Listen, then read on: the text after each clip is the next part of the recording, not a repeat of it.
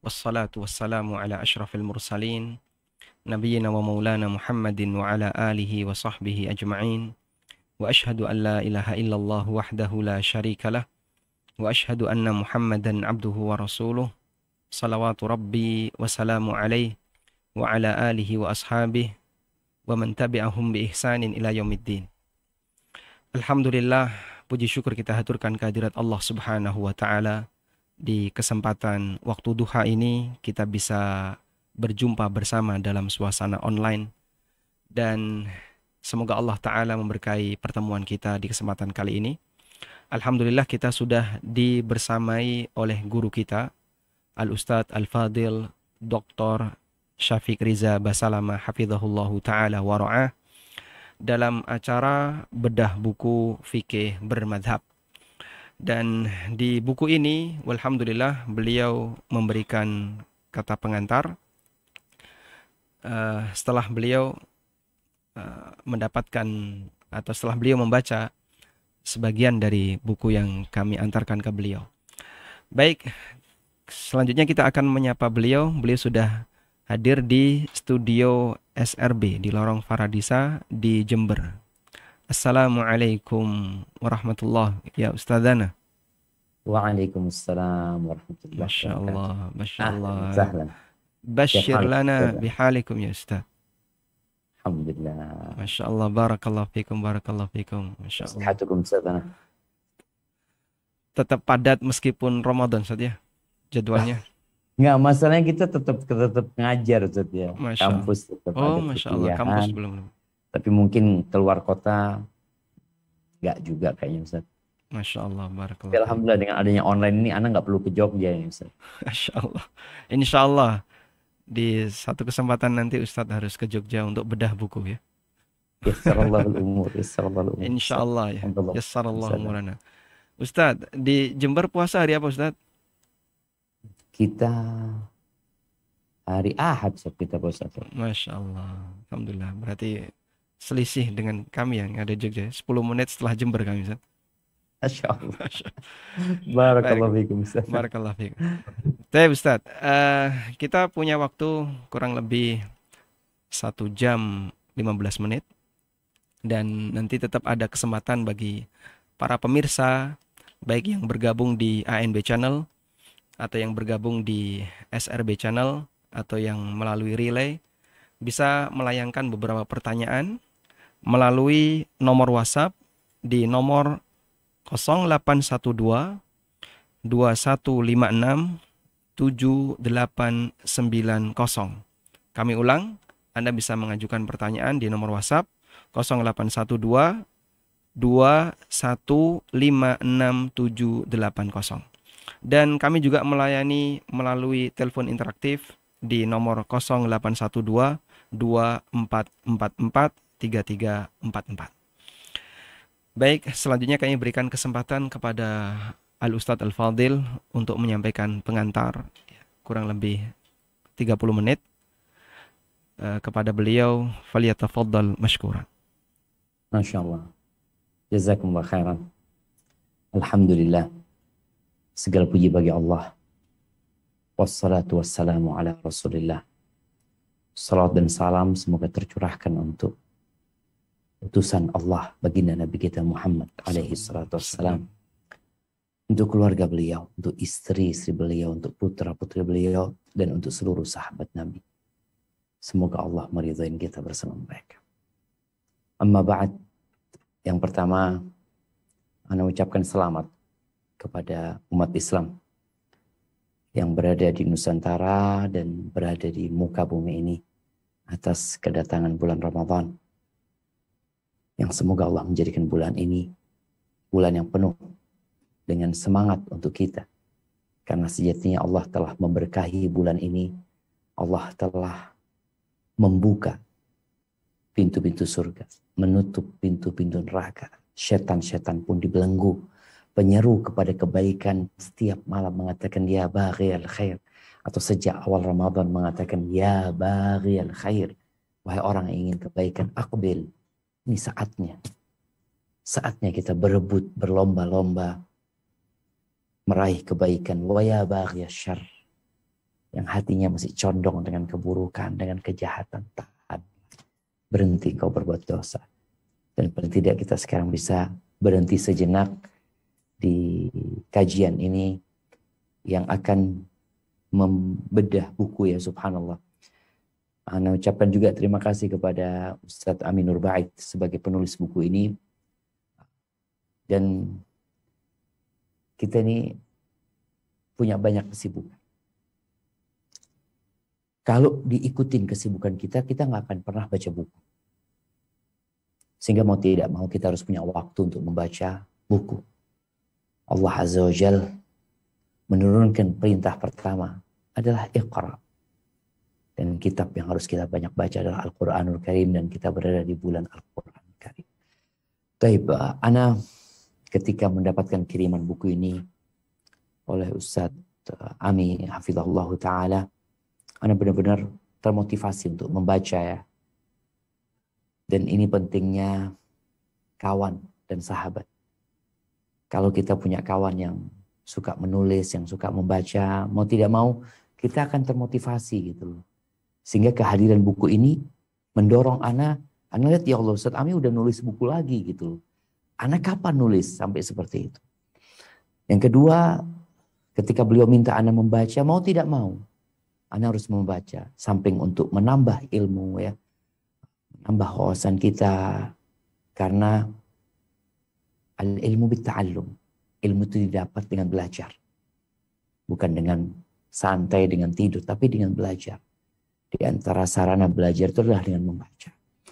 Ahibati fillah, kehadiran kitab fikih bermadhab ini sangat dibutuhkan sekali, ya. Dan ana ucapkan ke Ustadz Ami, Masya Allah, semoga ini menjadi salah satu pemberat amal kebajikan beliau kelak pada hari kiamat. Karena saat ini, di saat terbukanya informasi dengan media yang begitu canggihnya, yang semua orang bisa berbicara, semua orang bisa mendengar dan menyimak, yang terkadang mereka jadi bingung gitu. Orang yang belajar tambah bingung.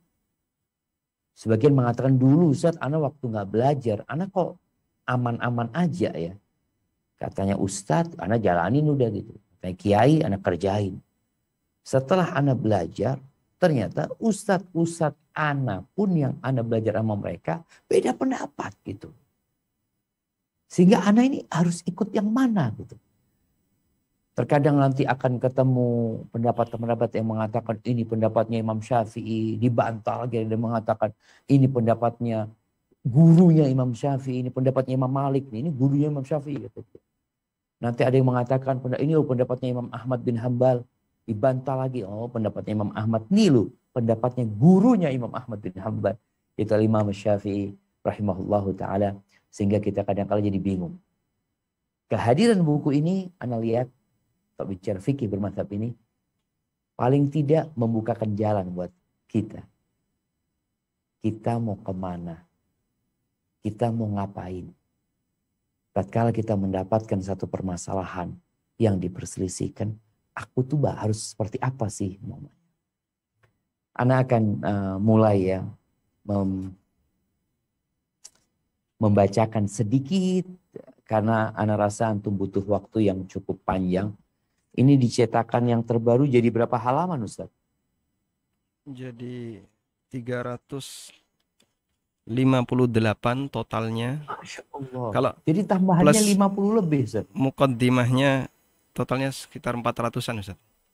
Masya Allah jemaah, Masya Allah. Karena mukaddimahnya. Kalau sehari antum baca 50 halaman butuh ya 8 hari kira-kira, ya. Tapi insya Allah nggak, di bulan Ramadan ini kadang-kala sebagian punya semangat yang lebih untuk membaca. Ana akan membacakan beberapa bagian jemaah. Kalau melihat di daftar isi, ini penulis membuat sebuah mukaddimah yang tidak biasa. Kenapa? Karena di mukaddimah ini biasanya kan orang kalau tulis mukaddimah yang langsung berkaitan dengan pembahasan buku tersebut. Tapi beliau menulis mukaddimah yang berkaitan dengan mengapa kita perlu belajar agama. Mengapa? Ini sebuah pertanyaan yang menggelitik ya. Karena sebagian orang sampai hari ini belum tertarik belajar agama. Menganggap agama apa sih? Karena ingat dulu ketika Anda mau mondo, ada omongan-omongan negatif mengatakan, jadi apa engkau nanti gitu. Ahibati fillah, maka mukaddimah ini harus dibaca. Ternyata belajar agama itu diuraikan sama beliau adalah ibadah yang paling afdal. Jadi sebagian orang sibuk sholat sunnah, puasa sunnah. Dia memandang belajar, duduk, mengkaji sebuah ilmu. Meninggalkan rumahnya, berangkat ke masjid, atau dia berangkat ke pesantren belajar. Dipandang bukan ibadah. Ibadah tuh, ya, puasa sunnah itu ibadah. Belajar itu termasuk ibadah yang paling afdal. Kemudian beliau menceritakan tentang bagaimana ilmu agama itu ibarat air hujan. Bayangin, tanah yang tandus, kering kerontang. Bahkan mungkin hutan itu terbakar. Bagaimana tatkala ada hujan yang turun. Perlahan-lahan merekah itu tanah. Bukan karena kekeringan, tapi karena ada biji-biji yang tumbuh. Menjadi hijau. Enak dipandang. Bermanfaat buat orang lain. Itu tuh ilmu agama. Makanya bayangin ya, kenapa sampai ikan-ikan di lautan itu mendoakan orang yang belajar agama dan mengajarkan ilmu agama. Ilmu kebaikan. Subhanallah. Karena memang dia seperti air hujan yang memberikan manfaat kepada. Kemudian di sini disebutkan bagaimana cara mendapatkan ilmu ini. Karena kalau orang udah tertarik ya, sebagian teman-teman yang udah hijrah nih, alhamdulillah anak dulu hidup nggak jelas, susah, dan alhamdulillah anak mulai belajar. Nah, ketika bicara mulai belajar, bagaimana cara belajar? Ini dibahas di muqaddimah. Sehingga dibutuhkan oleh setiap muslim sebenarnya untuk tahu kalau engkau tertarik belajar agama. Tapi nggak tahu caranya, kadangkala hasilnya nggak maksimal. Waktu yang diluangkan banyak, tapi hasilnya nggak maksimal. Karena nggak tahu caranya. Beliau ceritakan tentang bagaimana caranya. Kemudian bagaimana memilih guru. Nggak sembarangan ternyata belajar agama itu. Caranya ada, kemudian kepada siapa kita belajar juga dijelasin. Karena tidak semua yang pandai ceramah itu ustaz. Enggak. Tidak semua yang pandai menyampaikan hadis itu alim. Enggak. Kita lihat kadang-kala ada lomba pidato cilik ya anak-anak. Ada orang-orang yang pandai berbicara tapi bukan alim. Ingat ada orang yang retorikanya indah. Dan subhanallah Ibnu Mas'ud radhiyallahu ta'ala menyebutkan kelak akan ada masa yang ini juga secara marfu' nggak salah mungkin nanti bisa disampaikan oleh Ustaz.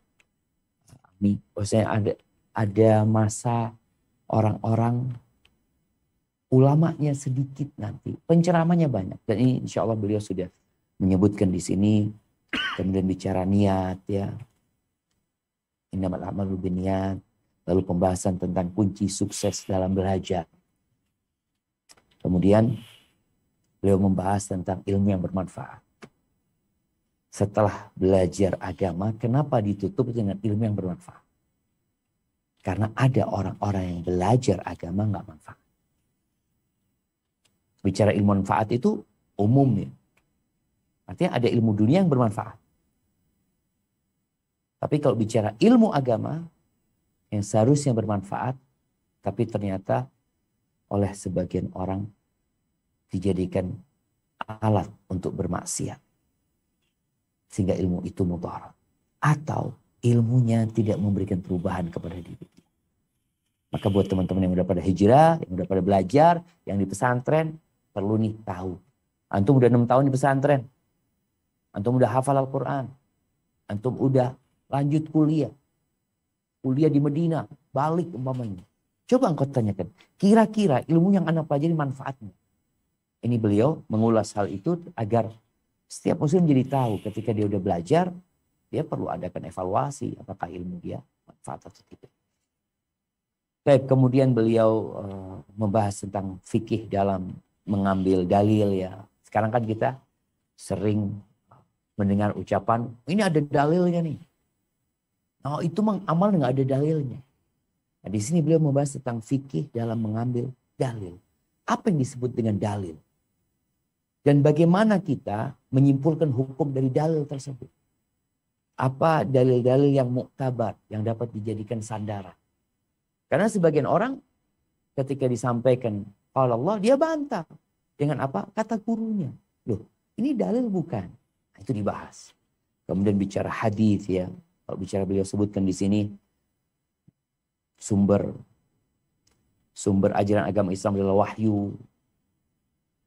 Kemudian sumber ajaran Islam saling terkait. Bukan saling membantah, enggak. Saling menguatkan. Kenapa? Karena sumbernya satu. Makanya kalau ada yang mengatakan, loh ini kok bertentangan? Enggak ada yang bertentangan. Masa ayat bertentangan dengan ayat? Enggak. Hadis bertentangan dengan ayat? Enggak mungkin. Karena sumbernya satu. Ini juga menjadi sebuah tata cara atau metode Ahlus Sunnah ketika berdalil. Mereka tidak membenturkan satu ayat dengan ayat yang lainnya. Satu hadis dengan hadis yang lainnya. Kemudian beliau membahas tentang kedudukan hadis ya. Kalau mungkin sebagian mengatakan, aduh, di mana hadis ini kan banyak yang dhaif. Beliau bahas itu juga. Mana hadis yang bisa dijadikan dalil ya. Mana yang bisa dijadikan sandaran. Kemudian beliau membahas tentang belajar agama harus manqul. Ini menarik sekali karena ada kelompok-kelompok yang merasa ilmu mereka yang mangkul gitu. Sedangkan ilmu yang lainnya nggak mangkul. Nggak mangkul itu tidak bersandar atau bersambung sampai ke Nabi alaihi salatu wassalam. Kemudian ada banyak hadis yang tersebar di masyarakat yang sekarang ini dengan mudah mampir ke tempat kita. Disebarkan lewat WA, hadis tentang keutamaan Ramadan nantinya, hadis kemarin keutamaan Sya'ban, ada banyak hadis yang tersebar di masyarakat. Beliau ungkap di sini, tidak semua hadis yang tersebar di masyarakat statusnya sahih gitu. Sehingga ada caranya gimana kalau kita dapat hadis, apa yang harus kita lakukan? Sebagian orang karena semangat untuk menyampaikan agama Allah ini, apalagi setelah mendengar hadis Nabi SAW, balighu anni walau ayat, sampaikan dari aku walaupun satu ayat, akhirnya apapun yang sampai kepada dia sebar. Sehingga hadis ini jadi terkenal, padahal statusnya tidak jauh. Nah, beliau membahas hal itu. Dan bagaimana kalau kita nggak tahu momennya. Kalau nggak tahu jangan disebarin gitu. Jangan disebarin dan cari tahu, kita disuruh bertanya.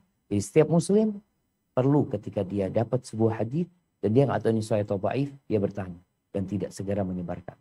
Kecuali hadis-hadis yang dasarnya udah jelas. Yang disebutkan Rawahul Bukhari dan Muslim. Dan ini juga ada peringatannya bagi para ustadz yang berceramah untuk tidak naik mimbar kecuali dia telah menverifikasi hadis yang tidak dia sampaikan. Kalau dia nggak tahu, jangan. Karena akibatnya berat sekali. Dan ini dibahas lah. Baik, bagaimana memahami Al-Quran dan Sunnah? Ini kadang-kadang kita lihat semua orang sekarang udah bisa baca hadis, udah bisa membaca Al-Quran, baca tafsirnya juga dia udah baca tuh. Tapi dengan pemahaman siapa kita memahami? Di sini pentingnya pemahaman para salafus saleh, pemahaman para sahabat ya. Bagaimana kedudukan mereka sebenarnya. Kenapa kita pakai pemahaman mereka? Karena muncul sekarang kelompok-kelompok, ya udah ada apa bicara pemahaman sahabat. Kita kan juga sama, kita juga paham. Oh nggak tahu dengan kedudukan. Ada orang-orang yang GR ya. Maka di sini penulis ya, Ustadz Ami hafizahullah ta'ala telah memberikan pencerahan yang diperlukan sama kita semua jamaah. Sehingga kenapa ada ungkapan, kenapa harus memahami dengan madhab salaf. Ini fikih tentang bermadhab ya. Seperti itu. Kemudian beliau menjelaskan pembahasan tentang dalil yang lainnya. Setelah tadi Al-Quran, As-Sunnah, atau hadis. Kemudian beliau mengenalkan tentang ijma. Kadang-kadang kita baca, oh ini ulama telah ijma. Apa maksudnya ijma? Beliau bahas. Dan apa konsekuensi kita ketika ada ijma? Bolehkah kita menyelisihinya atau tidak? Dan ijma yang seperti apa yang dapat digunakan? Apakah semua orang yang menukil ijma itu bisa diterima? Ini dibahas oleh beliau. Supaya apa? Supaya tatkala kita bicara bermadhab nanti, kita mendapatkan sebuah ijma, kita jangan menyelisihi ijma tersebut. Apalagi dengan pendapat kita sendiri. Kemudian bicara kias. Kias ini dalil juga yang digunakan untuk menetapkan sebuah hukum. Seperti umpamanya, anak kasih contoh, kalau ingin mendalami nanti akan dijelaskan, telah dijelaskan sama beliau di sini. Kenapa bicara zakat? Zakat fitrah nanti. Kan Nabi SAW itu mengatakan, atau Ibnu Abbas radhiyallahu ta'ala anhu, menjelaskan bahwasanya yang dibagikan pada waktu itu, yang ditetapkan sama Nabi itu sa'. Ukurannya sa'. Dari makanan, kurma, zabib, umpamanya. Terus kita di Indonesia kok pakai beras gitu. Kenapa pakai beras? Bicara zakat nanti. Kan nggak ada zakat jagung, zakat beras. Kenapa kok diwajibkan kepada petani padi untuk mengeluarkan zakat? Nah itu bicara nanti ada dalil qiyas. Kemudian subhanallah jemaah. Beliau menuliskan tentang 9 kaidah dalam mengikuti ulama. Kita di masyarakat sering mengatakan katanya ustadz nggak boleh. Atau katanya kiai nggak boleh. Ustadz yang mana? Kiai yang mana? Ini ulama loh yang ngomong. Ulama yang mana? Kaidah ini membantu kita untuk tidak salah memilih ulama. Dan bagaimana sikap kita ketika mengikuti ulama. Di sini disebutkan tentang kedudukan para ulama. Ulama adalah waliullah yang wajib dihormati. Ulama. Makanya kalau ulama itu bukan waliullah, terus siapa waliullah? Karena sebagian orang berpikir waliullah itu orang yang kadangkala kurang nyaman dilihat. Nyeleneh. Ada yang namanya wali majdub mungkin. Oh ini waliullah. Waliullah itu ulama. Mereka yang kenal sama Allah Azza wa Jalla. Beliau jelaskan hal itu. Kemudian bicara tentang ulama itu nggak ada yang maksud. Nggak ada yang bebas dari kesalahan. Kenapa? Karena mereka manusia biasa. 4 imam madhab itu. Nggak ada yang maksud. Kemudian beliau juga menyebutkan bahwasanya tidak ada ulama yang mengetahui semua kebenaran. Ini penting karena sebagian orang kadang-kali dikasih tahu, loh ini loh pendapatnya Imam Malik. Terus kita sampaikan, loh ini ada hadis. Oh Imam Malik lebih ngerti daripada anda. Iya betul. Kalau Imam Malik lebih ngerti daripada anda jelas. Imam Syafi'i lebih ngerti jelas. Tapi kita punya kaidah bahwasanya tidak ada ulama yang mengetahui semua kebenaran. Makanya bagaimana saat kami menjelaskan pembahasan ini indah sekali tentang penjelasan yang berkaitan dengan ini. Mungkin coba kita baca di halaman ana masih halaman 63 Ustaz. Nah, kami tayangkan Ustaz di share screen di halaman 93 ya. Baik. Kaidah yang ketiga Ustaz? Iya. Tidak ada ulama yang mengetahui semua kebenaran. Nah, kita bisa lihat di sini jemaah. Dijelaskan tidak ada manusia yang mengetahui semua kebenaran selain Nabi sallallahu alaihi wasallam. Manusia biasa mengetahui sebagian kebenaran sesuai ilmu yang Allah bagikan kepadanya. Oleh sebab itu setiap pendapat ulama berpeluang benar dan berpeluang salah. Ini penting. Jadi kalau bicara sudah pendapat, ini loh pendapatnya Imam Malik. Bisa benar, bisa salah. Kalau bicara pendapat. Oh ini loh pendapatnya Imam Ahmad. Ini loh pendapatnya Imam Syafi'i. Ustadz berpendapat seperti ini.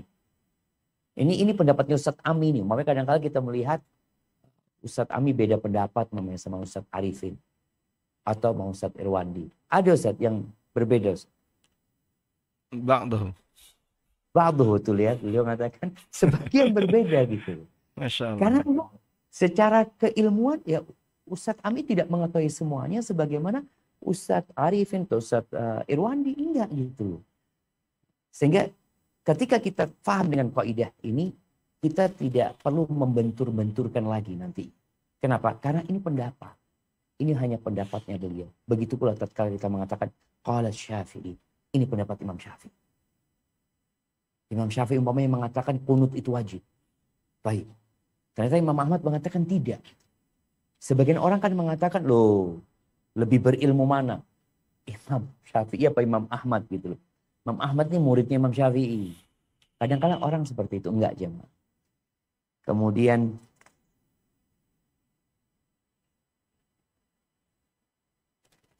ini di halaman tentang Az-Zuhri, Ustaz. Az-Zuhri, nah. Nah, mungkin bisa ditampilkan. Abu Hazim, cerita Abu Hazim. Abu Hazim Menafikan cerita. Nah, di halaman berapa, Ustaz? Kok belum kelihatan di share screen? tidak boleh mengatakan penafian secara menyeluruh. Nah, ada catatan, Ustaz. Ini kalau Anda di halaman 66, Ustaz. Nah. Masih di kaidah ketiga ya. Sebelum kaidah yang keempat. Iya. Nih. Jangan buru-buru mengatakan tidak ada dalilnya. Nah, sahih. Ini penting. Coba kita baca nih, jemaah. Jangan buru-buru mengatakan tidak ada dalilnya. Sebagai konsekuensi bahwa tidak ada ulama yang mengetahui semua kebenaran, demikian pula tidak ada ulama yang mengetahui semua sunnah Nabi SAW. Dengan demikian, para ulama memberi peringatan agar tidak mengatakan perkara ini tidak ada dalilnya. Yang lebih tepat adalah mengatakan kami tidak tahu dalilnya. Ini adab sepanjang. Nah, ini ada cerita Abu Hazim. Abu Hazim bercerita bahwa beliau pernah membawakan riwayat hadis yang ketika itu dihadiri oleh Ibnu Syihab Az-Zuhri. Ibnu Syihab Az-Zuhri, Muhammad ibn Muslim ibn Syihab Az-Zuhri ini salah satu ulama Madinah, ulama hadis. Dia alim banget. Ini usai mendengarkan hadis dari Abu Hazim, Az-Zuhri mengingkari keabsahan hadis itu. Dan mengatakan, aku tidak pernah mengenal hadis ini. Spontan ada orang yang bertanya kepadanya, ahafidta hadits Rasulullah sallallahu alaihi wasallam kullah? Tanya orang ini, apakah Anda menghafal semua hadis Rasul sallallahu alaihi wasallam? Ya Zuhri, tidak. Lalu orang ini bertanya lagi, atau Anda menghafal setengah dari total hadis Nabi SAW? Setengah. Jawab Az-Zuhri, saya harap demikian. Ini karena memang alim Az-Zuhri. Maka orang itu mengatakan, ij'al hadha minan nisfil ladzi lam ta'rif. Anggap hadis yang dibawakan ini adalah di antara setengah hadis yang tidak Anda hafal. Subhanallah. Ini penting banget ya. Jadi kita nggak bermudah-mudahan menafikan bahwasanya itu nggak ada dalilnya. Kita katakan Anda nggak tahu dalilnya, Anda nggak tahu, Anda belum sampai kepada Anda gitu. Dan seorang beramal itu berdasarkan dalil. Artinya ketika dalil belum sampai, dia nggak dituntut untuk beramal gitu. Tapi orang yang beramal dituntut untuk pakai dalil. Jadi orang yang beramal dituntut untuk pakai dalil. Kalau kita nggak mengamalkan, ya kita, Anda nggak tahu dalilnya gitu. Setelah dikasih tahu dalilnya, maka hendaklah kita mengamalkan. Kemudian di sini kaidah yang keempat ya, tidak ada ulama Ahlus Sunnah yang menyuruh untuk taklid kepadanya. Masya Allah. Kalau kita lihat di kaidah ini, penulis ya Ustaz Ami hafizahullah ta'ala menyebutkan keterangan Abu Hanifah, pencetus mazhab Hanafi, kemudian keterangan Imam Malik, pencetus mazhab Malik yang banyak pengikutnya, kemudian Imam Syafi'i yang banyak diikuti di Indonesia, keterangan Imam Ahmad. Artinya ternyata, coba kita lihat keterangan Imam Syafi'i mungkin di sini, karena kita berada di Indonesia, beliau menukilkan di sini. Nah, ya. Ini Imam Syafi'i berkata, "Idza wajadtum fi kitabi khilafa sunnati Rasulillah sallallahu alaihi wasallam, faqulu bi sunnati Rasulillah sallallahu alaihi wasallam wa da'u ma qultu." Apabila kalian jumpai di kitabku ada pernyataan yang bertentangan dengan sunnah Rasulullah SAW, ambillah sunnah Rasulullah SAW dan tinggalkan pendapat. Masih ada perkataan yang lainnya. Intinya jemaah, para imam itu, para imam yang 4 itu dan ulama-ulamanya, mereka tidak menyuruh orang untuk bertaklid kepada mereka gitu. Untuk pendapat kaidah yang keempat ya, ada kaidah kelima, mengikuti ulama dengan melihat latar belakang pendapatnya. Ya. Jadi bukan asal mengikuti katanya, tapi kita melihat apa latar belakang dari pendapat beliau. Yang keenam ini yang kadangkala sebagian orang salah kaprah ya. Beliau menuliskan kaidah yang keenam, tidak mengikuti pendapat seorang ulama tidak sama dengan merendahkannya. Nih subhanallah. Kita lihat, mungkin kita baca keterangan Ibnu Qayyim ini menarik sekali yang dinukil oleh Ustaz Amiyah. Aqwalul mujtahidin la yajibu ittiba'uha wa la yukaffaru wa la yufassaqu man khalafaha. Pendapat para ulama mujtahid, mungkin diangkat, ya dinaikkan. Ya, pendapat para ulama mujtahid tidak wajib diikuti. Demikian pula orang-orang yang tidak sependapat dengannya tidak boleh dinilai kafir atau disebut fasik. Nah ini penting untuk bahan teman-teman yang baru ngaji ya. Karena kadangkala muncul pendapat nih teman-teman yang udah ngaji mudah mengkafirkan, mudah memfasikkan. Seperti itu dianggap bid'ah ini dan itu. Tolong dipelajari dulu tuh sebelum mengucapkan hal itu. Dan tatkala kita tidak mengikuti pendapat, tolong difahami. Kan di masyarakat kadangkala kalau kita tidak mengikuti, umpamanya ada orang yang sholat subuh, nggak kunut dia. Dia tidak mengangkat tangan, umpamanya ketika imam kunut. Ini dianggap tidak menghormati Imam Syafi'i. Enggak. Dianggap merendahkan Imam Syafi'i. Tidak. Karena sejatinya dalam masalah itu, ada perbedaan pendapat. Taib. Ana akan melanjutkan ke fikih bermadhab. Ini yang berkaitan dengan, itu kaidah ada 9, nanti bisa dilihat dan semuanya perlu untuk dibaca agar kita tidak salah dalam mengikuti para ulama. Kemudian di fikih bermadhab beliau menjelaskan tentang pengertian madhab. Apa itu madhab? Sejarah munculnya madhab. Kita perlu tahu nih, yang madhab Syafi'i kalau ditanya, mamanya kapan munculnya madhab Syafi'i? Kapan ya? Zamannya Abu Bakar. Masa di zamannya Abu Bakar gitu? Enggak. Jadi kita supaya tahu ternyata madhab ini muncul, dijelaskan beliau di abad kedua. Jadi di pertengahan abad kedua lah, Hijriah ya. Kita tahu Abu Hanifah meninggal dunia tahun 150 ya. Kemudian Imam Syafi'i, Imam Malik 189 apa ya. Kemudian Imam Syafi'i di 204 ya. Jadi Imam Ahmad di 241. InsyaAllah kalau Anda nggak salah mungkin perlu diperbaiki sama Ustaz Ami. Ini sejarah mazhab supaya kita tahu. Sehingga orang yang tahu sejarah itu insya Allah ketika dia melihat ada orang bermadhab lain, dia akan bisa memaklumi. Kemudian ketika dia mendapatkan sebuah hadis yang bertentangan dengan madhabnya, dia jadi faham munculnya madhab kapan dan hadis ini kapan.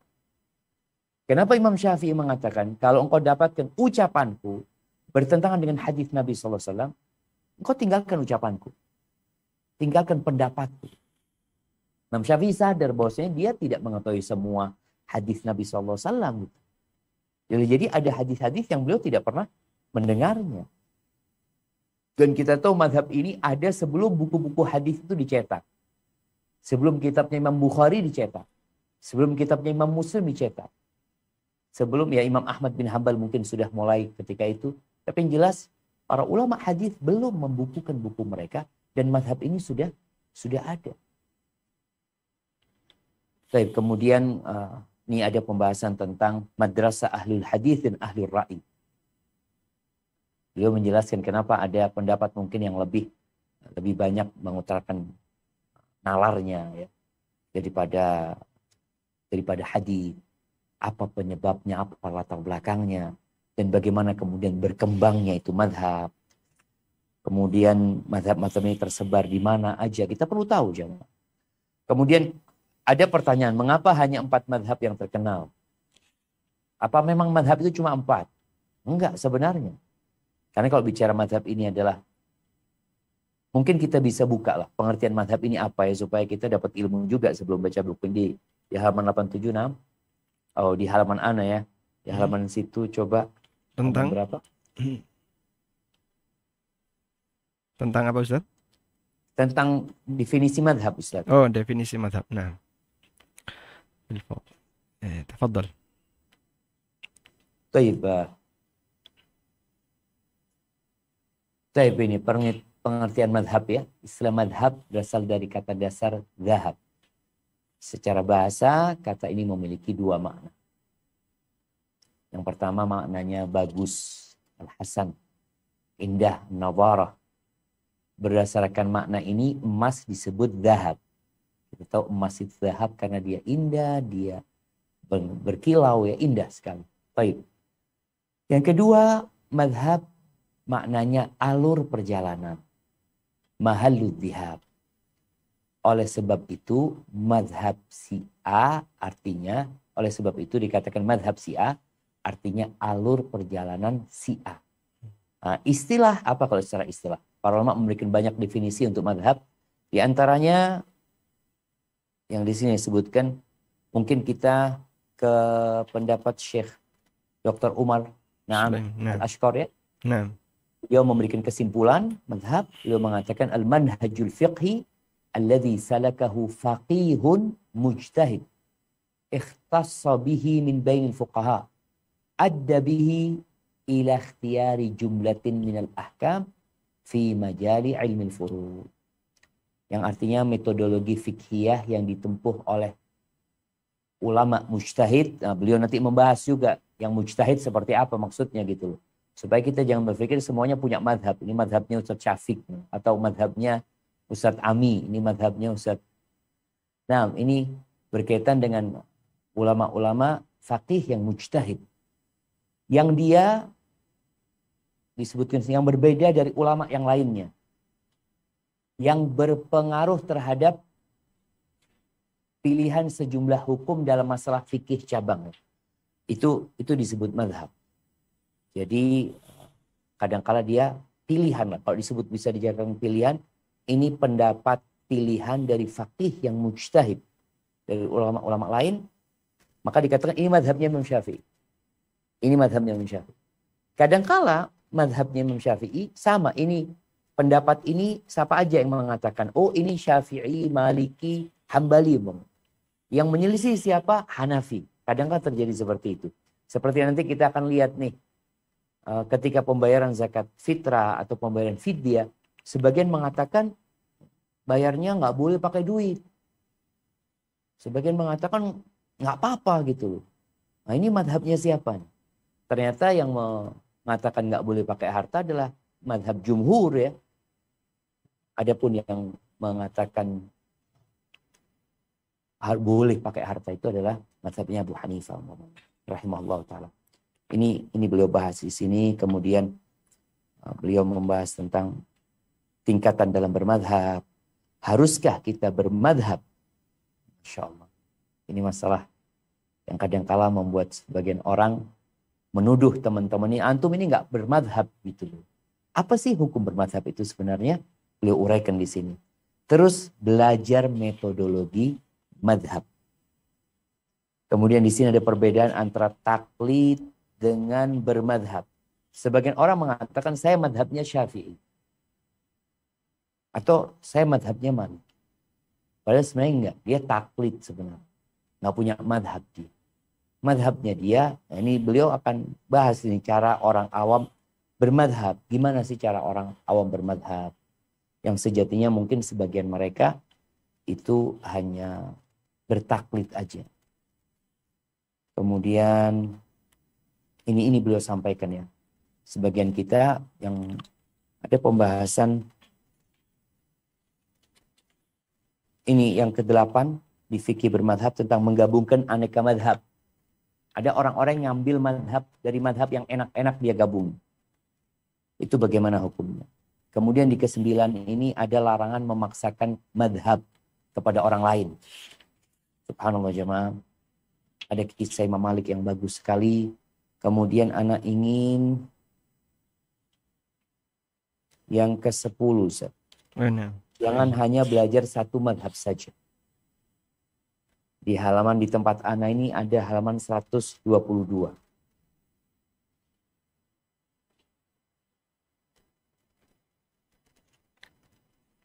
Baik.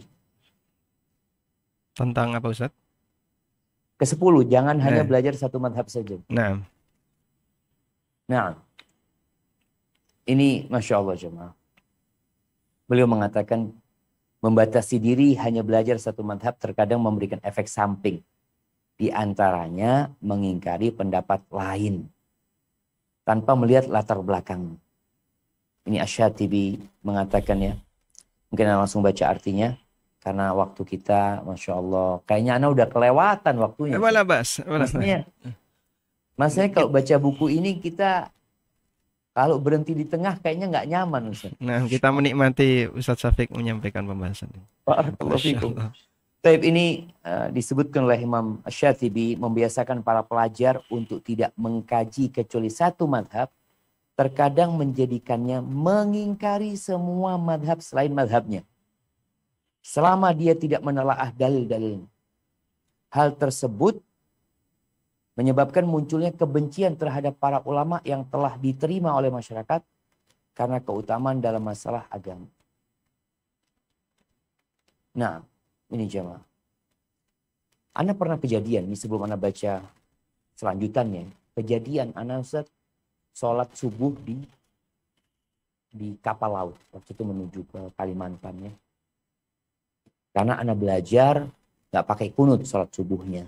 Di pondok itu, Ana disuruh jadi imam. Selesai jadi imam, assalamualaikum, jamaah pada berdiri lagi semua. Mereka mengatakan apa? Tidak sah sholat. Sholat lagi. Sholat lagi mereka. Ini penyebab kadangkala ketika anak-anak itu cuma diajarin satu madhab. Sehingga ketika melihat yang berbeda dengan dia, dianggap salah. Makanya kadangkala sebagian sholat imamnya nggak baca jelas Bismillahirrahmanirrahim. Yang dia fahami bahwasanya Bismillahirrahmanirrahim kan masuk Al-Fatihah. Kalau nggak dibaca kan nggak sah. Dia bermakmum dengan imam yang suaranya Bismillah nyesir. Sebagian mau ngulangin. Ini cerita ada juga yang ketika seorang bermakmum, imamnya nggak jahar baca Bismillahnya, mereka mau ngulangin. Apa kata imamnya ini? Imamnya ini sebenarnya nggak berilmu juga. Dia mengatakan, kalau kalian ngulangin karena kita bacanya pelan, nanti kalian umroh dan haji, kalian ngulangin terus sholatnya. Karena imamnya sur baca Bismillah.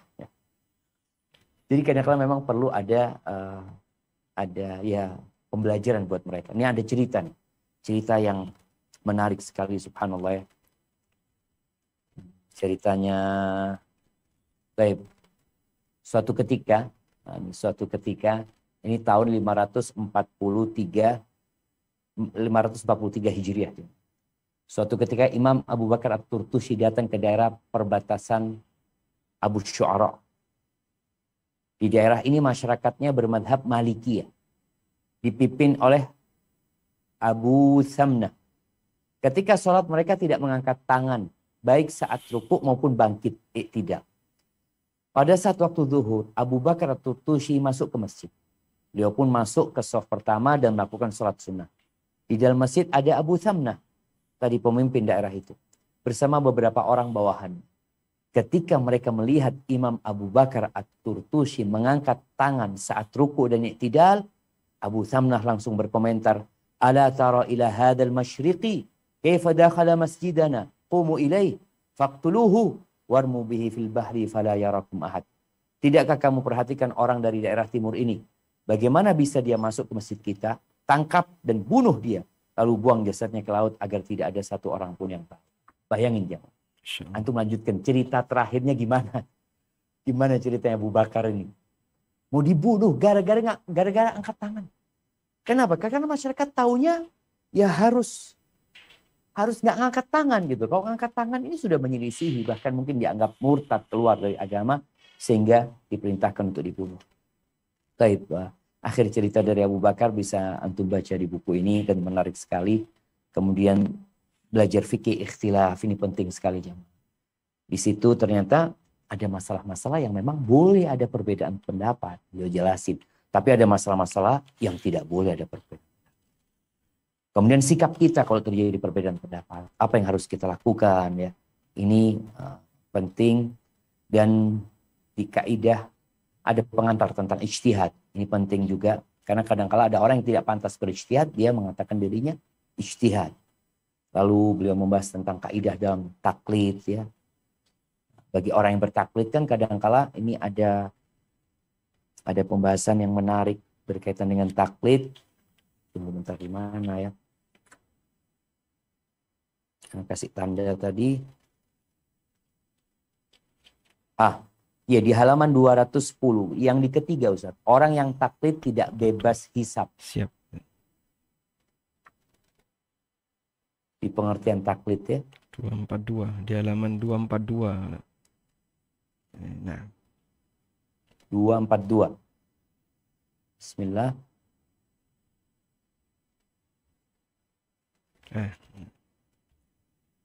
Nah, ini pembahasan menarik, jemaah. Ketiga, orang yang taklid tidak bebas hisab. Prinsip penting yang perlu untuk dipahami adalah bahwa setiap manusia akan dimintai pertanggungjawaban atas semua perbuatan yang dia lakukan. Termasuk dalam masalah memilih suatu pendapat atau taklid terhadap tokoh tertentu. Oleh karena itu, para ulama mengingatkan untuk berhati-hati dalam mencari guru, termasuk menjadikan tokoh tertentu sebagai panutan. Di sini ucapan Ibnu Sirin ya. Baik, di halaman selanjutnya ada ya catatan pemahaman yang keliru. Ini Anda rasa perlu diingatkan kembali ya. Jika kita telah mengikuti ulama atau taklid kepada ulama, itu artinya kita bebas. Ada pemahaman yang menyimpang di masyarakat. Jika kita telah mengikuti ulama atau taklid kepada ulama, itu artinya kita bebas dari tanggung jawab. Jadi, jika pendapat yang kita ikuti itu benar, kita mendapatkan pahala. Sebaliknya, jika pendapat yang kita ikuti adalah pendapat yang salah, yang menanggung dosanya adalah ulama yang kita ikuti. Itu nggak seperti itu. Maka perlu nanti dibaca. Mudah-mudahan dalam bertaklid atau mengikuti para ulama. Kemudian jamaah yang terakhir sebelum masih banyak pembahasannya, ada pembahasan yang berkaitan dengan Masya Allah, dengan menyikapi kebiasaan. Ada agama dan logika, ada menyikapi kebiasaan. Ini masalah tradisi dan budaya. Ini penulis Masya Allah, kemarin sempat ramai juga, kayaknya teman-teman ini yang baru ngaji ini anti budaya, gitu, anti tradisi. Akhirnya muncul gejolak dari orang-orang yang mengagungkan tradisi bertentangan dengan agama. Enggak, agama kita tidak bertentangan dengan tradisi. Tradisi itu bahkan dihargai dan dilestarikan. Kearifan lokal itu dilestarikan. Tapi yang seperti apa? Bagaimana caranya? Maka itu ada kaidah yang perlu dipelajari. Insya Allah dengan membaca buku ini, kita jadi tahu kalau ternyata tradisi yang kita lakukan bertentangan dengan agama. Atau ternyata tradisi ini adalah tradisi yang perlu dilestarikan. Baik, di terakhir beliau membahas tentang 2 sumber penyakit hati. Ini kadang-kala yang menjadi masalah. Kenapa perselisihan menyebabkan kepada perpecahan? Kadang-kala masalahnya di penyakit. Kemudian ada satu pembahasan yang Anda belum dapat di sini. Di buku baru itu apa pembahasan tambahannya, Ustaz? Ada nasihat terpisah. Di nasihat terpisah itu kita menyampaikan bahwa Allah akan menghisap hamba lahir batin. Kemudian yang kedua, Islam itu harga mati, artinya dijaga jangan sampai lepas hingga kita menghadap Allah Subhanahu wa taala. Kemudian bangga terhadap agama sehingga ada pengaruh dari perkataan orang di luar, jangan mabuk agama dan seterusnya. Itu kita bahas di sini. Masya Allah. Kemudian hargai orang yang intinya, enak. Anda rasa buku ini bisa menjadi salah satu koleksi kita, jangan dikoleksi aja. Karena sebenarnya orang beli buku koleksi, dibaca, dipahami, dan semoga dengan seperti itu kita jadi paham tentang fikih bermadhab. Kita Masya jadi Allah. lebih dewasa, lebih matang menyikapi perbedaan-perbedaan yang terjadi, dan kita lebih saling menghargai dan menghormati. Perbedaan bukan berarti kita nggak boleh diskusi, boleh loh diskusi gitu. Kalau memang ada yang kurang tepat, ya kita sampaikan. Karena sebagian orang nggak mau gitu. Seakan-akan dianggap ini menyalahkan. Tidak. Kita belajar, kita mengkaji, dan semuanya anak yakin sedang mencari kebenaran. Barakallahu fiik, Ustaz. Masya Allah, Jazakallah khair. jazakallah Ana khairan, bukunya jazakallah. udah nyampe belum bukunya ini yang Sudah, insyaallah, Ustaz. sudah kami kirim yang versi cetakan terbaru, Ustaz. Jazakallah khair, Ustaz. Jazakallah khair, Barakallahu barakallahu fiik, fiik. jazakallah khairan, Masya Allah. Masya Allah, semoga apa yang disampaikan oleh Ustaz Syafiq ini bermanfaat bagi saya pribadi. Dan ada catatan Ustaz untuk kami, Ustaz. Wallah kayaknya sudah Masya Allah, Ustaz. Cuma tadi yang Anda sampaikan mungkin perlu penambahan biografi imam yang 4 itu, Ustaz ya. Hubungan satu sama lain di antara mereka ya. Dan mereka, kalau Anda lihat kayaknya mereka murid dan guru, Ustaz ya. Nah. Cuma yang Imam Abu Hanifah mungkin, Ustaz ya. Nah, Imam Syafi'i nyambung ke Imam Abu Hanifah melalui Muhammad bin Hasan Asy-Syaibani. Masya Allah, tuh masih nyambung semuanya. Nyambung. Masya Allah. Baik, insya Allah nanti jadi catatan bagi kami. Semoga di cetakan berikutnya bisa kita tambahkan tentang sedikit biografi Imam 4 madhab. Masya Allah. Jazakumullah khairan, Ustaz. Dan ini sudah banyak sekali pertanyaan yang masuk, baik melalui WA maupun melalui telepon. Kita beri kesempatan bagi yang masuk melalui line telepon. Silahkan.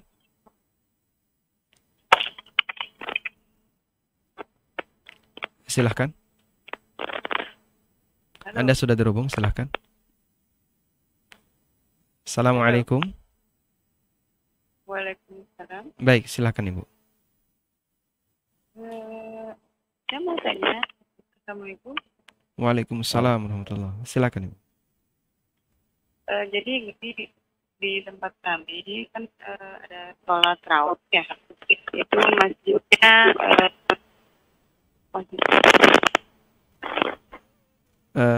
bisa sedikit diulang Ibu, sholat apa tadi? Sholat tarawih. Ya, jadi masjid kami itu kan rata-rata. Waalaikumsalam warahmatullahi wabarakatuh. Baik. Ustadz, izin bertanya. Ya. Ada delay, mungkin Ibu bisa kecilkan televisinya. Terus fokus dengan suara di telepon. Mohon maaf, jadi begini Ustadz, saya mau tanya. Jadi tempat kami itu kan masjidnya mayoritas NU. Setelah tarawih itu kan ada doa bersama. Terus setelah witir juga ada doa bersama.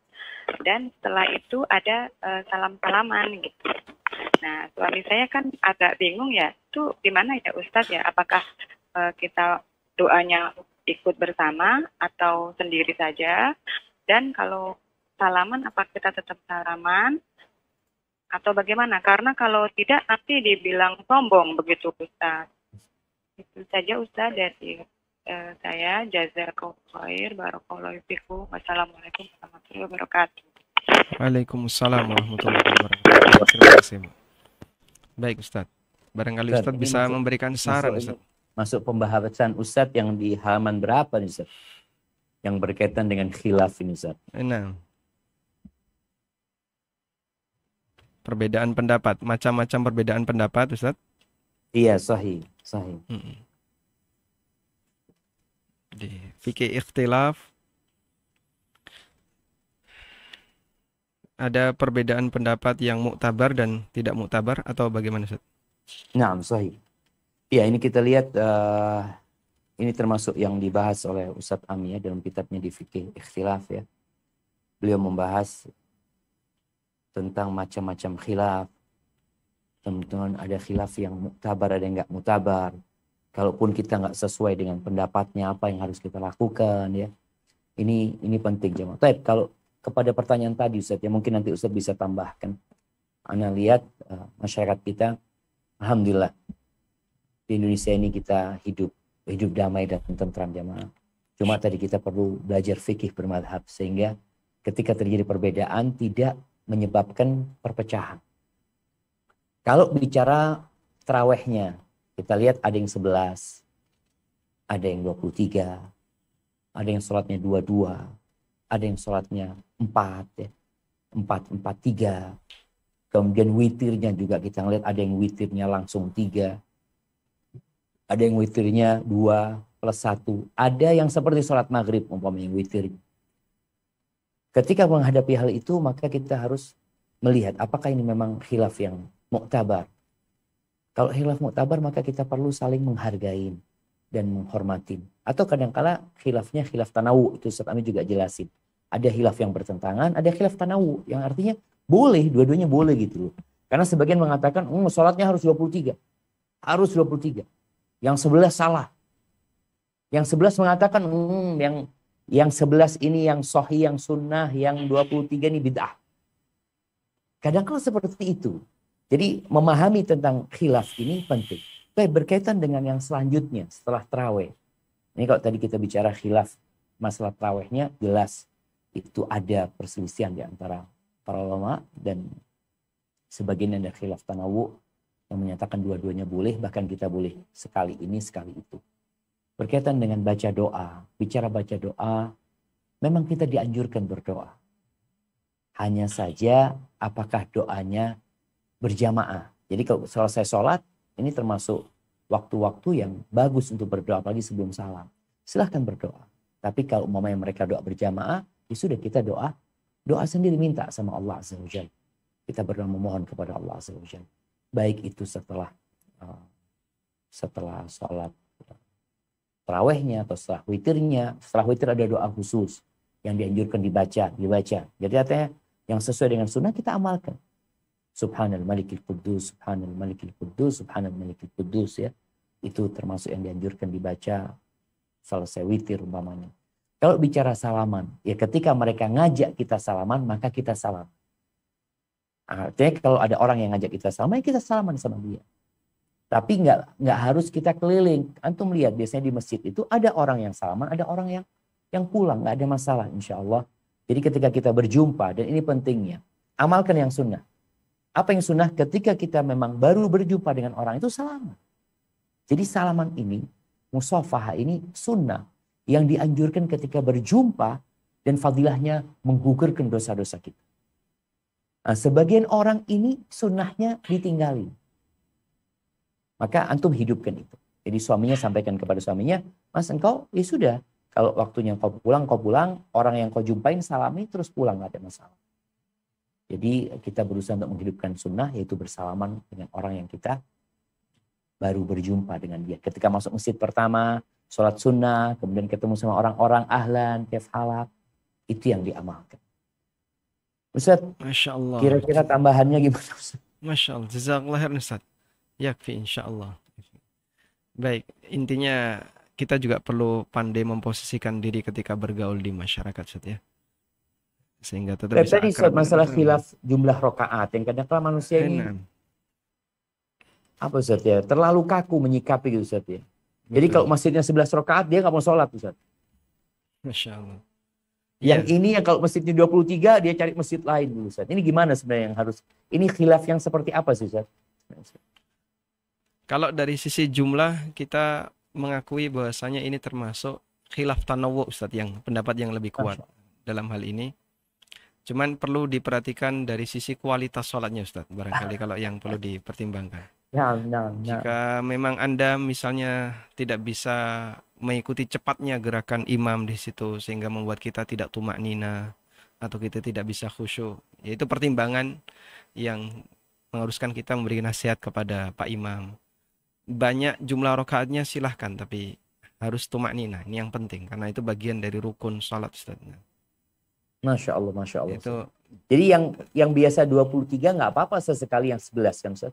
Sesekali 11 nggak masalah. Nggak apa-apa. Siap. Jadi yang penting jangan saling menyalahkan aja dalam masalah ini 11 sama 23 ini Ustaz. Nah, Ustaz. Karena dua-duanya boleh dilakukan, baik 23 maupun yang 11. Kalau di Madinah sendiri bagaimana Ustaz? Oh, di Madinah dalam waktu Ramadan. 23 Ustaz. 23. Di malam pertama sampai 20. Nanti Nah, di 10 hari terakhir itu 20 plus 13, Ustaz. 20 Jadi plus 13, 33. iya, 20 di 33. awal malam, Iya, 20. Kemudian nanti di akhir malam kalau nggak salah 13, Ustaz, ya. Kalau anak udah lama nggak umroh lagi, Ustaz. 13 13. apa 11? Kalau nggak salah 13, Ustaz. Nah, Seperti itu, Ustaz. Masya Allah. Jadi Sehingga dalam masalah masalah jumlah nggak jumlah, apa-apa. Ini ada cerita yang menarik masalah nah, khilaf, Ustaz. Jadi ada orang di Indonesia ini kan yang terkenal dua ormas besar, Ustaz, ya. betul. Muhammadiyah sama Nahdlatul Ulama yang Masya Allah ormas yang punya sejarah, punya perjuangan di negeri kita ini. Ketika dua orang ini, yang satu orang Muhammadiyah, yang satu orang dari Nahdlatul Ulama, dari NU. Ketika sholat subuh, mereka ngomong ini Ramadan, Ustaz. Ternyata imamnya Muhammadiyah, kata dia. Karena nggak kunut, Ustaz. Masya Allah. Ketika sholat tarawih 23, Ustaz. Kata mereka, loh, kok NU kalau tarawihnya, kata dia. Masya Allah. Jadi kadang-kadang tadi ada khilaf-khilaf yang sebenarnya khilaf muktabar, ya, tapi diperuncing yang menyebabkan perpecahan di antara saudara-saudara kita sendiri. Ustaz. Masya Allah. Nah, itu salah satu efek samping ketika belajar hanya di satu kurikulum, ya. Kalau kita Ya, Ustaz kan bahas tuh ya, mengenal kalau bisa jangan satu madhab. dan Ustaz. satu Artinya madhab. belajar itu untuk membuka cakrawala sehingga tidak mudah menvonis orang lain. Ustaz. Masya Allah. Alhamdulillah. Masya Allah. Jazakallah Ustaz. Jazakallah khairan. Baik, coba kita angkat pertanyaan melalui WA. Ini banyak sekali pertanyaan melalui WA. Saya pilihkan pertanyaan yang fokus dengan yang lebih berkaitan dengan materi. Apakah dalam melakukan suatu amalan kita diperbolehkan mencampurkan antara madhab yang satu dengan madhab yang lain? Dalam kurung digabungkan, bagaimana hukumnya? Masya Allah. Masya Allah, jemaah. Ya, ana rasa hal ini telah dibahas tuntas ya oleh penulis, oleh Ustadz Ami. Mungkin supaya jawabannya bisa lebih difahami. Di halaman di tempat ana ini pembahasan ke-8 menggabungkan aneka madhab. Ada di halaman 144 kalau yang versi cetak. Talfiqul madzahib. Tafadhal Ustaz. Tunggunya 100.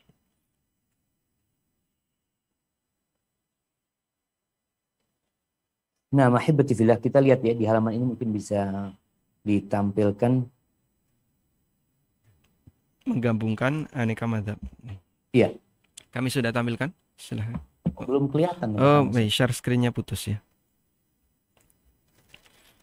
Nah, ini disebutkan di sini apakah tindakan semacam ini dikasih contoh sama Ustadz Ami ya. Di sini disebutkan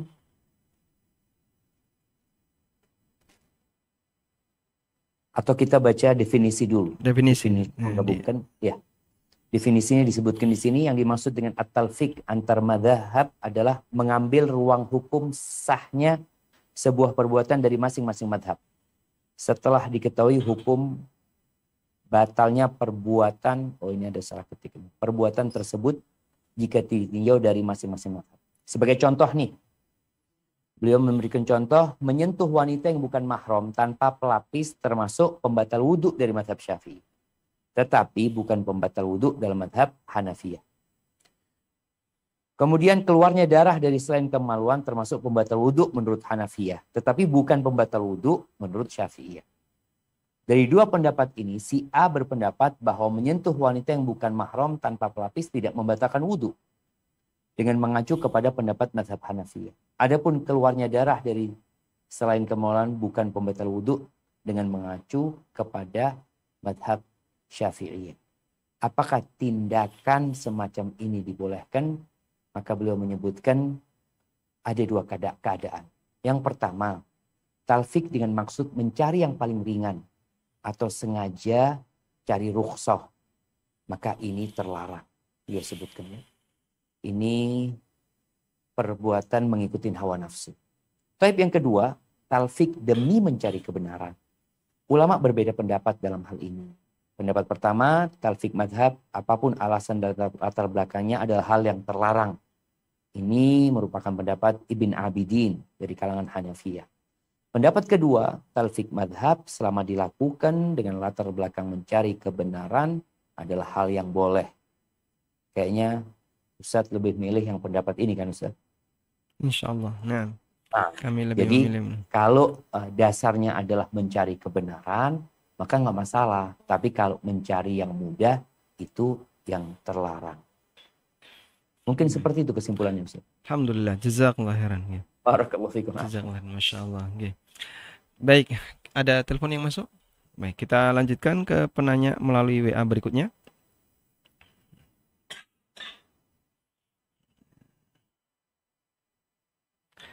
Assalamualaikum, waalaikumsalam. Bagaimana cara mengetahui hadis do'if? Sebab kita orang awam. Apakah ada tanda-tandanya hadis do'if itu, Ustaz? Masya Allah, Masya Allah. barakallahu fikum. Iya, ini dibahas nggak di pembahasan ini Ustaz? Yang berkaitan dengan Kalau indikator, kita tidak membahas. mungkin nanti ilmu perlu hadis. ditambahkan Ustaz kayaknya Ustaz ya, Benar. supaya ya paling nggak masyarakat tahu lah. Karena Acuan. ulama menyebutkan ada indikator ya. Ini hadis kayaknya palsu ya. Tapi juga yang tahu kadang-kala orang yang berilmu gitu loh. Dia membaca hadis ini kok kayaknya menyimpang banget ya. Secara bahasa kadang-kala bahasanya nggak nyambung. Secara bahasa Arab juga udah nggak fasih. Itu dari situ mereka kadang-kala tahu ini hadis palsu, hadis yang dibikin, yang dibuat. Jadi kedudukan hadis itu ada hadis sahih itu ada sahih, ada hasan, ada dua macam. Kemudian ada yang saqim atau hadis lemah. Hadis lemah ini macam-macam. Nanti ada hadis yang dhaif, ada hadis yang palsu. Baik, bagaimana cara orang awam mengetahui? Karena memang mazhabnya orang awam ini adalah bertanya, maka bertanya. Sehingga ketika mendapatkan hadis, dapat kiriman tadi umpamanya tentang fadilah sesuatu, kita jangan langsung menyebarkan. Karena juga menyebarkan hadis yang kita tidak tahu, itu berbahaya dengan kitanya. Ini kayaknya dibahas oleh Ustaz Ami tentang hal itu. Kalau kita berusaha menyebarkan hadis yang kita tidak tahu keabsahannya, maka kita perlu berhati-hati. Maka madhabnya orang awam ini bertanya. Jadi Ustaz, bicara orang awam ini punya madhab apa enggak Ustaz? Kalau dikatakan mereka mengatakan memiliki madhab. Jika disebut memiliki madhab, hampir semua manusia mengikuti siapapun yang menjadi imam beliau. Baik dia seorang ulama maupun bukan ulama. Sehingga siapapun ketika beragama pasti itu Ustaz ya yang terjadi di lapangan. Kalau dilihat dari latar belakang makna bahasa untuk madhab, dari sisi ini berarti kita semuanya bermadhab. Nah, tapi jika yang dimaksud adalah kita mengikuti bagaimana metode para ulama dalam mempelajari agama, tidak semuanya. Karena kebanyakan ada yang taklid, ada yang mengikuti metode ulama ketika belajar agama. Sehingga ada ulama fulan, misalnya Imam An-Nawawi bermadzhab Syafi'i. Karena beliau mengikuti jalur belajar agama, mengikuti jalur para ulama Syafi'iyah. Lebih dekat kepada belajar metodologi. Sementara untuk masyarakat awam, mereka bermadzhab lebih dekat kepada taklid kepada siapa yang dia ikuti. Makanya kadang masyarakat awam jadi campur-campur. Dia mengatakan dirinya Syafi'iyah, tapi dalam banyak prakteknya kadang juga dia ikut Hambali, kadang ikut Maliki, kadang ikut madhab yang lain, ikut Hanafi. Sementara dia nggak sadar kalau itu sebenarnya sudah keluar dari madhab yang secara pribadi dia ikuti. Itu Ustaz, kalau yang saya lihat di lapangan. ya, jadi akhirnya mazhabnya orang awam ini mazhab gurunya gitu. Intinya itu madhab orang awam adalah ngikuti gurunya. Ngikutin gurunya. Tadi bagi yang tidak tahu tentang hadis ya, maka dia tanya sama gurunya. Masya Tapi Allah. jangan salah pilih guru. Tadi Ustaz Ami udah jelasin ya di pembahasan kitab ini bahwasanya kita nggak boleh teledor dalam memilih guru. Karena boleh jadi kita tanya sama guru kita, Ustaz, hadis ini sahih apa dhaif? Dia mengatakan, oh sahih. Padahal hadisnya dhaif gitu. Karena guru yang kita tanyain bukan orang yang ahli dalam masalah itu. Betul. Maka hendaklah berhati-hati, mungkin seperti itu. Nah, Ustaz. Seperti indikator tadi, Ustaz, bahasanya tidak fasih, kelihatan banget ini tidak sejalan dengan alur bahasa Arab. Itu kan orang awam juga nggak paham, Ustaz ya. Karena dia nggak ngerti bahasa Arab. Jadi ketika kita jelaskan ini indikatornya. Nah, kita taunya fasih dan tidak fasih dari mana? Thalibul ilmi mungkin bisa, Ustaz ya. Nah, akhirnya orang awam dituntut belajar. Dan belajar. Tapi paling tidak tadi mereka tetap harus fas'alu ahla dzikri, harus bertanya gitu. Masya Allah, baik. Walhamdulillah, taib. Jazakallah khairan. Ini coba kita angkat lagi. Ada telepon masuk? Yes, baik, silahkan. Anda sudah terhubung. Mohon maaf, mungkin bisa dikecilkan suara televisinya. Iya. Ya, assalamualaikum Ustaz. Waalaikumsalam warahmatullahi wabarakatuh. Alhamdulillah bisa berinteraksi dengan Ustaz-Ustaz hebat saya ini. Afwan bertanya Ustaz, barakallahu fiikum. Anak mau bertanya mengenai kebiasaan anak berdoa. Selalu anak buka dengan doa kepada kedua orang tua, doa Nabi Yunus, dan doa Nabi Ibrahim, Rabbi habli minas sholihin. Setelah membaca doa tersebut, baru anak baca doa-doa lainnya dalam bahasa Arab, baik doa dalam hadis maupun dari Al-Quran. Dan doa-doa tersebut anak urutkan, Ustaz. Anak urutkan sendiri agar anak dibaca berkesinambungan dari doa satu ke doa-doa berikutnya. Dan itu hanya keinginan anak sendiri agar enak saja, Ustaz. Apakah ini dihukum bid'ah, Ustaz? Anak takut juga kalau dihukum bid'ah jadinya. Jazakumullahu khairan, Ustaz. Masya Allah, Masya Allah. Baik, jazakumullah khairan. Nah, Ustaz, suara bisa ditangkap dengan jelas, Ustaz? Ya, jelas, Ustaz. Pertanyaan jelas. Barakallahu fiik. Nah, ahibati fillah. Bab doa ini bab yang terbuka. Allah Azza wa Jalla mengatakan, ud'uni astajib lak. Mintalah kepada aku akan kabulkan. Jadi silahkan mau minta apa saja sama Allah. Kalau tadi dia mau, boleh jadi dia itu merangkai kata-kata sendiri. Dia rangkai kata-kata doa ini. Silahkan. Makanya kadang-kadang kita baca kitabnya ulama, ada doa yang indah sekali. Itu bukan dari sunnah, artinya itu rangkaian dari kata-kata alim ulama tersebut. Ya silahkan. Perbedaannya jemaah, doanya Nabi ini kadang-kala pendek. Kadang-kala kita mau baca doa yang dibuat oleh manusia, ya Allah bagus banget, panjang banget. Boleh, silahkan. Karena bab doa bab bebas, kita berdoa meminta selama adab dan etikanya benar. Selama kita tidak berlebih-lebihan dalam berdoa, silahkan. Tapi keistimewaan kalau kita baca doa-doa yang diajarkan Nabi SAW dan doa-doa yang ada dalam Al-Quran Al-Karim, itu pendek tapi mencakup. Masya Allah. Jadi permintaannya kayaknya sedikit ya, padahal mencakup semua yang diperlukan oleh manusia umpamanya. Dan kembali kepada pertanyaan ibu tadi, bagaimana kalau ibu ini menyusun? Dia bukan merangkai kata-katanya, tapi dia merangkai susunan yang akan dia pinta. Boleh enggak? Boleh, silahkan. Nggak ada masalah. Artinya, namun begini, artinya ketika seorang menyusun kata-kata, kemudian dia dapat doa baru, dia masukkan lagi, aku mau minta ini, aku mau minta ini. Mungkin dia catat doanya, aku minta ini ya Allah, karena dia takut lupa. Jadi insya Allah, dia bukan sedang melakukan perbuatan bid'ah, enggak. Karena dia sedang melakukan perintah Allah Azza wa Jalla untuk berdoa, dan dia membacanya juga buat dia gitu. Karena untuk memudahkan diri dia ketika membaca doa, dan dia juga tidak berpendapat ini adalah cara yang terbaik, yang lebih indah dari milik orang. Enggak. Hanya ini yang memudahkan aku ketika berdoa memohon kepada Allah Azza wa Jalla. Dan tentunya susunan dia boleh dia rubah. Nggak ada masalah. Jangan sampai dia enggak, susunannya harus seperti ini ya. Kalau sudah bicara harus seperti ini mungkin akan jadi masalah. Tapi kalau katakan, dia katakan kepada anaknya, nah ibu ini baca doa kayak gini ya. Mungkin kau tertarik untuk baca doa ini loh doa ini diajarkan kepada anaknya, nggak ada masalah. Yang jelas dia tidak mengatakan ini yang lebih baik, ini yang harus diikutin, tapi dia mengatakan ini doa yang aku minta sama Allah. Mungkin seperti itu. Masya Mungkin ada Allah. tambahan dari Ustaz Ami? Ya, Ustaz. Jazakallah khairan. Ustaz, kayaknya anak mohon undur diri nih Ustaz, Oh, karena harus ngajar ini Ustaz. Siap, Ustaz. Baik, sebenarnya masih banyak sekali ini pertanyaan yang masuk melalui WA dan juga yang menyambung di telepon. Namun Kayaknya Ustadz yang jawab, Ustaz. Mohon undur diri. Jazakumullah khairan. jazakallah. Namun karena keterbatasan waktu, kita haturkan jazakumullah khairan kepada Ustadzuna Ustadz Syafiq Riza Basalamah hafizahullah ta'ala wa ra'ah.